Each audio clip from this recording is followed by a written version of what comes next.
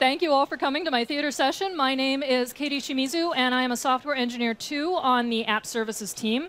Specifically, I work on Azure Functions, and the specific part of Azure Functions that I've been spending my time on these last couple of months is our new extension for advanced scenarios, Durable Functions. So let's get started. We've got 20 minutes and a lot of material to go through. This is a 300-level talk, so I'm going to be going into a bit more detail than you got if you, for example, watched the keynote on Monday. The serverless keynote with Nir, not the Satya keynote. I don't know if he talked about us at all. Anyway, so quick plan. How many of you are familiar with the term serverless? OK, I can skip my first two slides. How many of you are familiar with Azure Functions? I can skip my next two slides. Great, we can dive right into Durable. So I was going to do a serverless refresher, but not anymore. So we'll dive right into some of the challenges of serverless as it stands today. When you are architecting things with Azure Functions. And then we're going to talk about some of the potential solutions to those challenges with durable functions. So let's get started. OK. Don't need this. Don't need this. Don't need this. Don't need this. I don't need this. All right. So what is still hard with Azure Functions? Very, very quick rundown for anyone who didn't raise their hand that I didn't see. Azure Functions is an event-driven serverless platform. You upload your code, it fires based on some sort of event that comes in, and then you can bind your calculations and so on to some sort of output. Some things, however, are still difficult to do in durable functions, or are difficult to do in Azure Functions. For example, if I want to take the output of one function and use it as the input into another function, I have to coordinate that somehow. If I want to have one function take some sort of event and then parallelize some sort of work, I can still do that in Azure Functions. It involves a lot of queues. But then how am I going to, say, pull all of those back in? How am I going to tell when all of those tasks have completed and aggregate all the results that I got and then keep going? What if I want to aggregate a bunch of events into one function? What if I want to listen on multiple events? What if I want to do different things based on what kind of event I get in? What if I want to do some extended status monitoring on some endpoint? I want to see, hey, maybe this machine, I want to check its temperature, right? And if it goes over a certain threshold, I want to take a particular action. If it doesn't, or if it goes under a certain threshold, I want to take a different action. How do I do that on a time basis and have flexible logic that works with that? What about if I have an API that's running for a very long time? What if my Azure function takes, say, 5 minutes to complete? We hope they don't. They're supposed to be fairly fast running, but you guys are putting some serious load on them sometimes.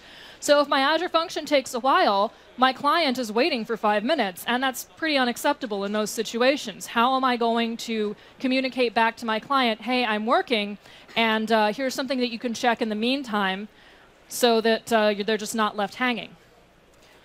And lastly, what if I need to have some human interaction in there? What if I'm doing something like phone authentication and verification? What if I'm doing some sort of two-factor auth?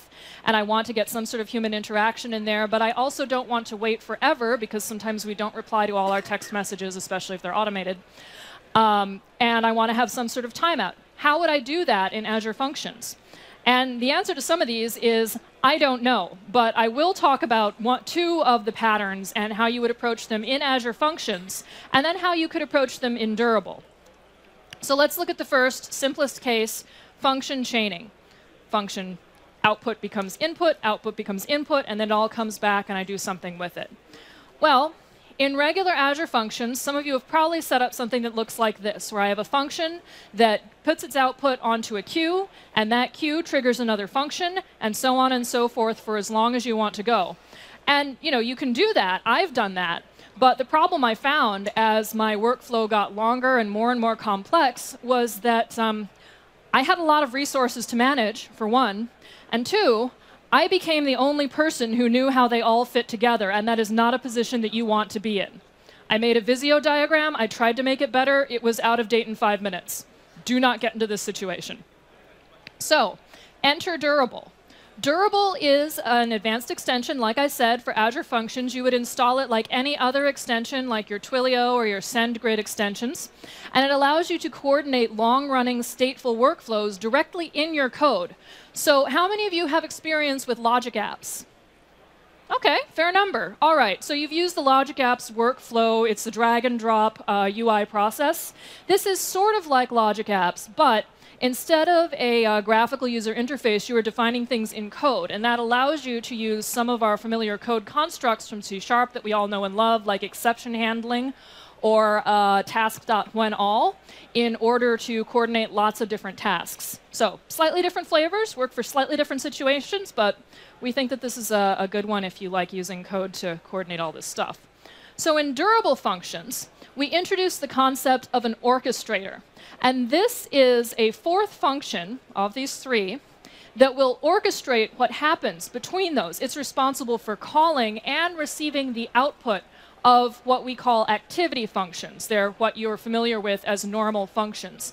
When an activity function returns, its return value becomes part of the local state of the orchestrator function. So you are able to work with it as you would any other variable in that block of code. And what does it look like in code? Well, it's pretty simple. So this is a very simple durable function orchestrator. We're just going to call one activity, F1.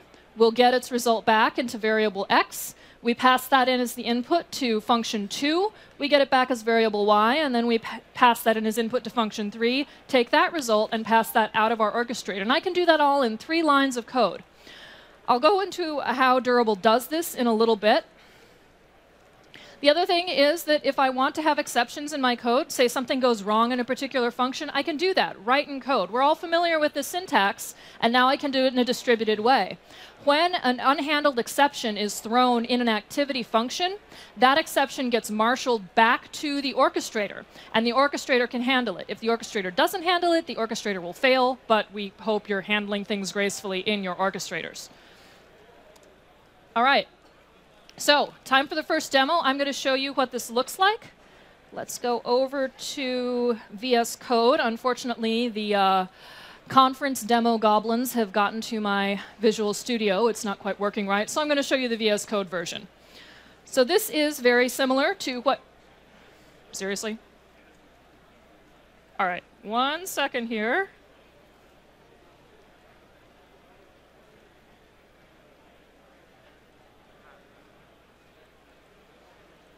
There we go. All right. And it is still flipping out on me with something I tried to do just before I started. OK, there we go. So let's start up the functions host. And I might have made the font size a little bit too big, so let's turn that down. There we go. Can everybody still read that OK? Cool. And this thing is doing a thing to me, so let's change this name. There we go. Stop that. All right. Cool. OK, that's going to start up. It's going to load our extensions. And in the meantime, let's look at what's going on in the code here. So very similar to what you saw, just instead of generically named F1 and F2 functions, we have a function called sayHello. And all sayHello does is it will take whatever it's given and put it into a string that says hello thing that I was given with an exclamation point. We're going to do that 3 times. We're going to put those outputs into a list of strings, and then we're going to return that list.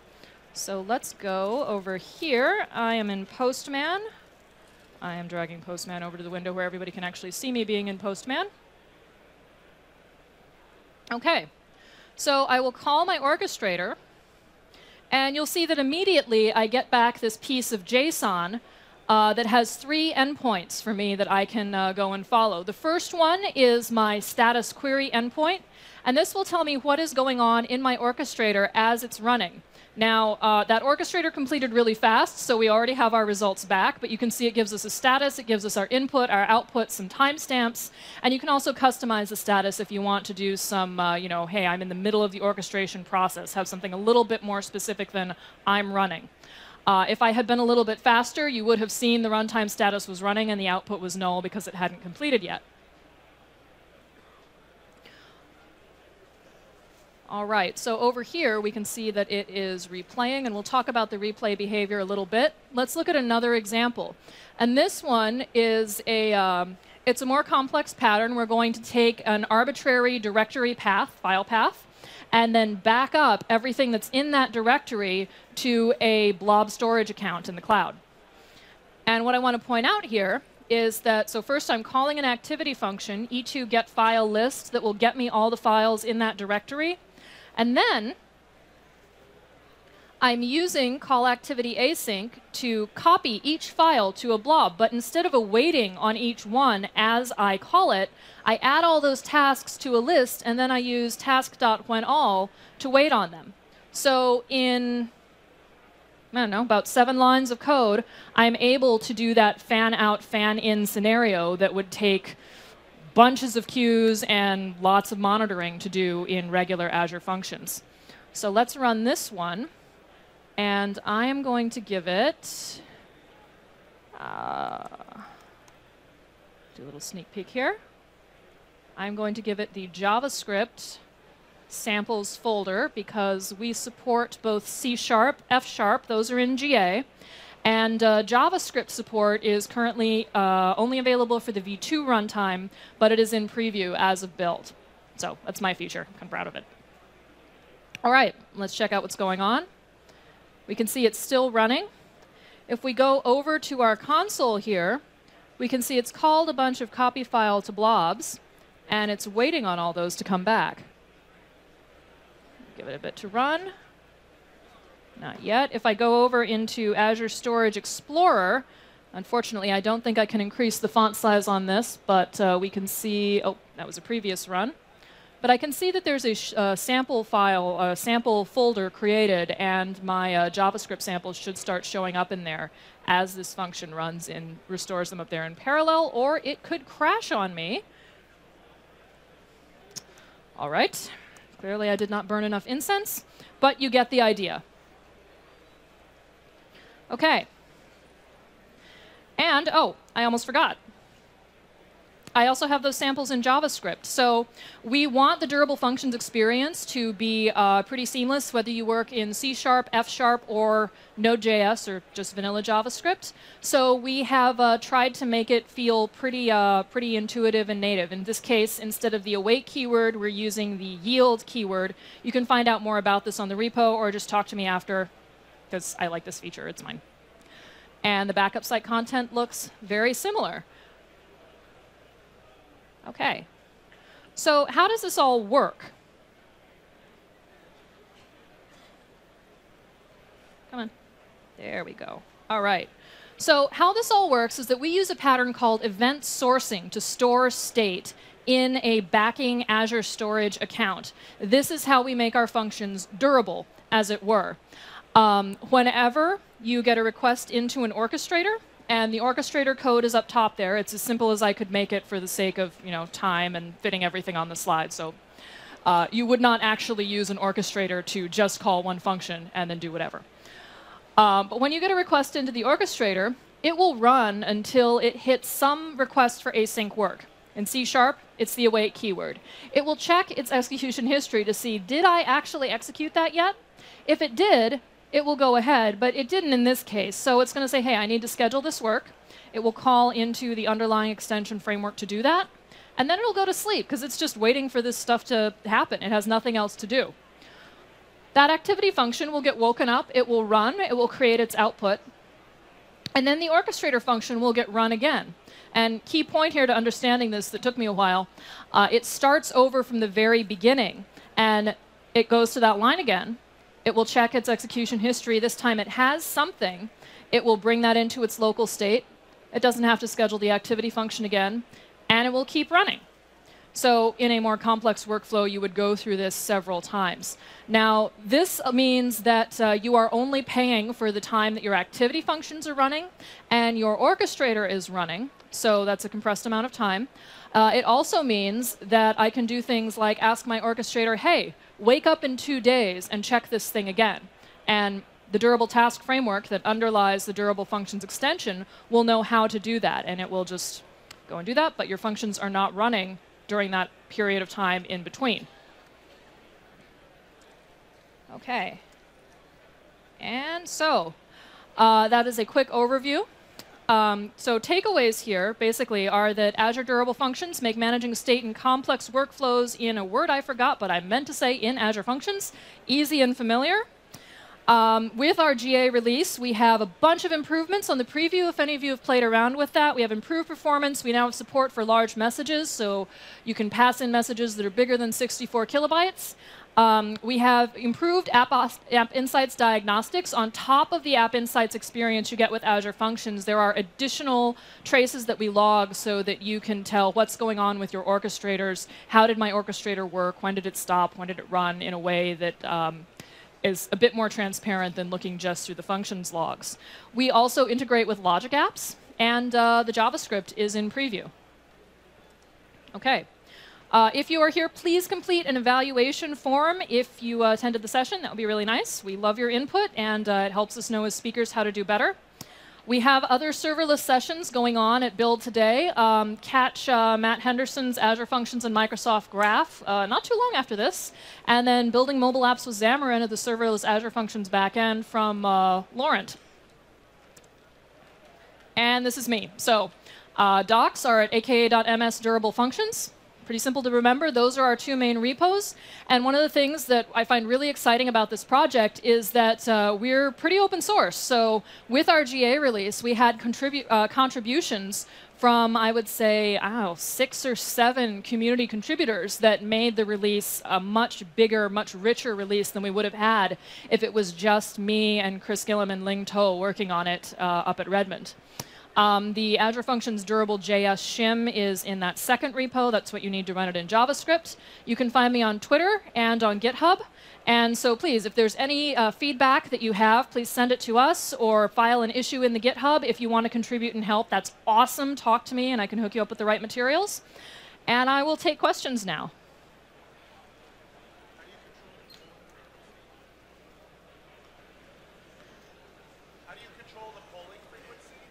Okay, so a question we had was, how do we control the polling frequency? That's a good question. I think that in our GA release, we have a setting that allows for that. It would probably go in the host.json. Let me double check with you and get back to you on that. It's a relatively new feature. Yes?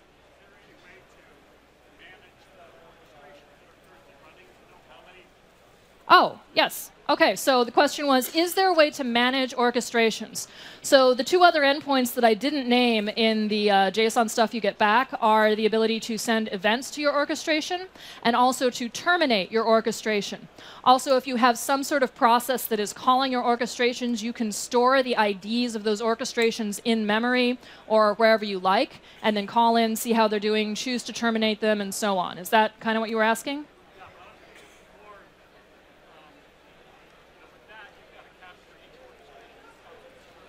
Right.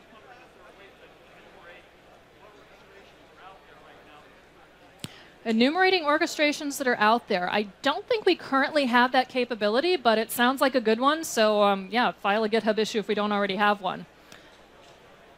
Yes? Is there a limit to how long the orchestrator can run? That is a good question. So the question is there a limit to how long the orchestrator can run? One of the limitations on the orchestrator is that execution history, if you're running it indefinitely, can get very long. So if you know that your execution is going to be going for a long time, we have a thing called continue as new, and what that does is it starts up a new orchestration with the same ID, and you're able to pass state in from the old orchestration, and that means that you start with a fresh execution history.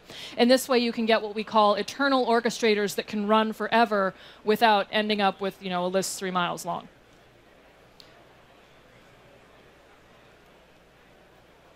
Oh, and one other current limitation is that if you have timers, and you want to wake your function up after a certain amount of time, it's currently bounded by Azure Storage. So the delay is 7 days max. That's something we've had a lot of requests to expand on and make it possible to do longer stuff. People have come up with hacks to get around that. But for now, if you're doing it directly, it's 7 days.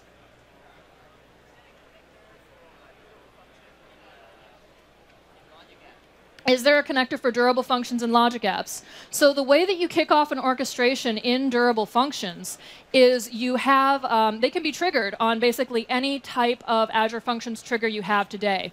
You create a starter function with the binding is durable orchestration client, and that client is used to start up your orchestrations. The one I was showing you was an HTTP trigger starter, but you can do it based on, if a message comes into a queue, if a blob gets uploaded to a blob storage. So your logic apps connector would just be to that starter function.